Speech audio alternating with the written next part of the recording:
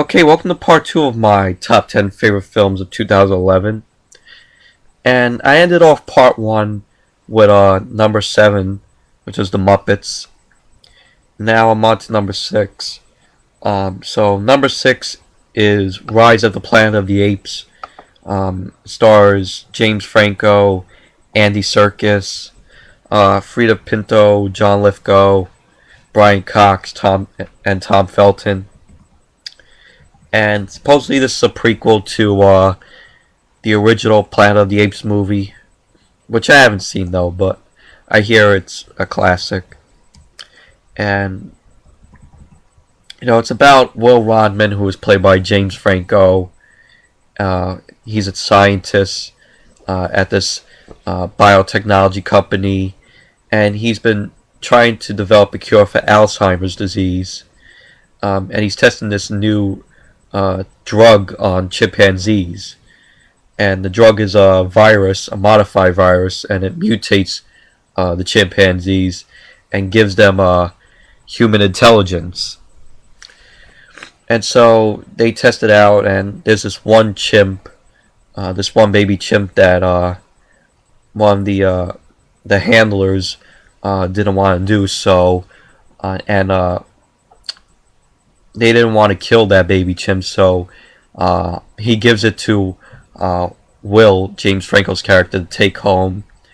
And he shows his father, Charles, who was played by John Lithgow, and he's suffering from Alzheimer's disease, his character.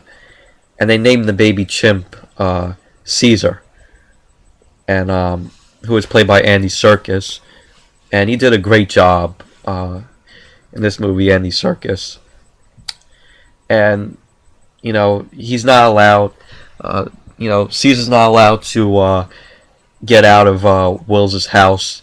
James Franco's house, and later on he causes all this havoc with the next door neighbor, because John Lithgow. James Franco tested the drug on John Lithgow, his father's character, and the next morning John Lithgow's all better, and then the disease comes back, and he starts he gets in the car and starts backing the car up back and forth, and it causes the next door neighbor to come out, and so the next door neighbor is attacking John Lithgow, and Caesar comes out and makes a save, and he bites off the next door neighbor's finger, which you don't see in the movie though. But if you watch if you have the Blu-ray or the DVD, there's I don't think the DVD has it, but the Blu-ray though, it has the deleted scenes and extended scenes where you see Caesar ripping off the next door neighbor's finger, and you see it. It lands on the ground. You see all the blood on Caesar's face, and so after that, he gets taken to this shelter that's run by Brian Cox and Tom Felton, who plays the asshole character, there, and he gets electrocuted later on. And this is just and I like the whole scene where they're on the Golden Gate Bridge, where you see the police and the apes come in and attacking everyone on the bridge. And I like the one scene where one of the apes jumps on the helicopter, and one of them kicks it off the bridge with the guy in it. And then I like, and then the ending you see James Franco's character and Caesar says, it's time to go home, and then Caesar goes, Caesar is home. And it shows the apes climbing on the trees, and it was just really, really amazing. The CGI was great. And then during the credits you see the next door neighbor, who was a pilot, the one Caesar bit the finger off of. He's affected by the by the virus, and it shows all the all the flight statuses, the flight displays, and during the credits it shows the virus being spread all over the nation by the pilot guy, and which sets it up for a sequel, which I heard they might do, but I really hope they do the sequel. And it did pretty good at the box office. And this is just, it's a good movie. Check it out if you haven't seen it. CGI, like I said, was great, and it was great acting. And Andy Serkis gave a really great performance as Caesar. So that's number 6. Number 5 is Super 8, which is written, produced, and directed by J.J. Abrams, and it was co-produced by Steven Spielberg. And this is just a really great movie. I love the movie. It tells a story of of these 6 friends in 1979, and they're filming a low budget zombie movie on Super 8 film. And the 6 friends are Alice, the main character is Joe Lamb, played by Joe Courtney. Then you got his other friend Charles, who was played by he's played by Riley Griffiths. Then you have Preston, who's another friend of his, played by Zach Mills. Martin, who is played by Gabriel Basso, and Carrie, played by Ryan Lee, and also Alice, who was played by Ellie Fannin, who was the sister of Dakota Fannin. So they go out to shoot the movie, and they see this train crash, which was really great scene. See the train crashing with this truck that was driving on the train tracks, which was one of their teachers, their biology teacher, and they must keep it a secret from the police. Their teacher says, but that whole train scene was really great. It destroyed, everything there in that little part of that town. And there's this thing that was on the train. It was from the Air Force, and it was an alien, and all this crazy stuff happens.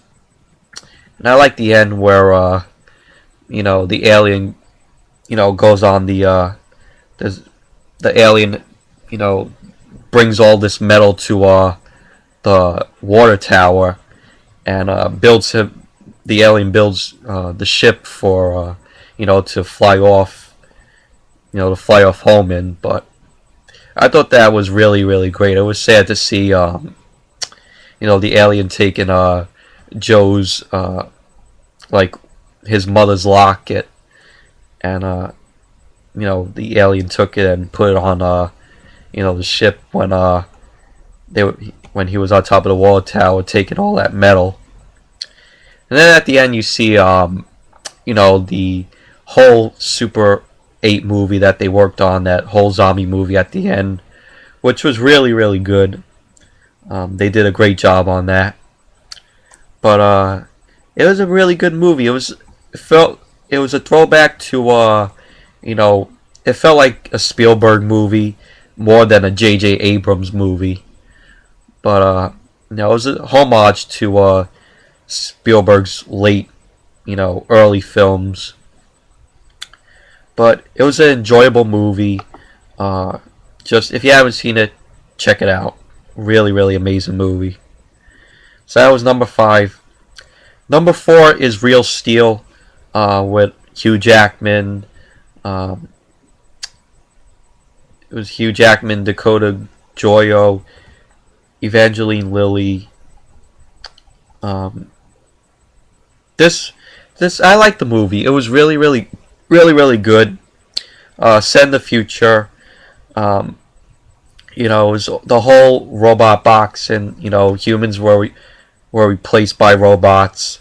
And also, the movie, I feel, is very original.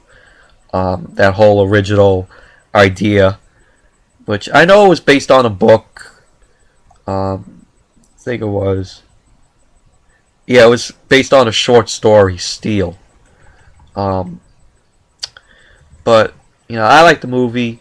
It stars, it's about Charlie Kenton, played by Hugh Jackman, who was a former boxer, and he's a and his girlfriend died, and he must attend a hearing to decide the fate of his son Max, played by Dakota Joyo, and Hugh Jackman's character is like a deadbeat dad, and so that's why he's at that hearing, because Max's aunt and uncle want full custody of him. So Charlie makes them Hugh Jackman's character makes them a deal in exchange for $100,000. And so they start to bond together. Hugh Jackman's character and Dakota Joyo's character, and they're at a junkyard and they find an old robot by the name of Adam, and they start to train it. Mostly it's Max's robot, and so they train him and they put him into all these robot boxing fights in order to get money. And later on at the end of the movie, they make a match for one of the champions, the robot champions by the name of Zeus, and they have a match together with Zeus versus Adam. That was a really, really great match in the movie. That whole ending, and then at the end, Adam becomes the people's champion, and that's how the movie ends. But it was just a really, really great movie. I loved it. I hope they do. I know they're doing a sequel. I think it did pretty well at the box office. So yeah, it did pretty well. It was number 2 for when it came out. The week it came out, the following week. But it was just a really great movie. If you haven't seen it, check it out. So that's number 4. Number 3 is Hugo, and I did a review on this movie, which was my previous video.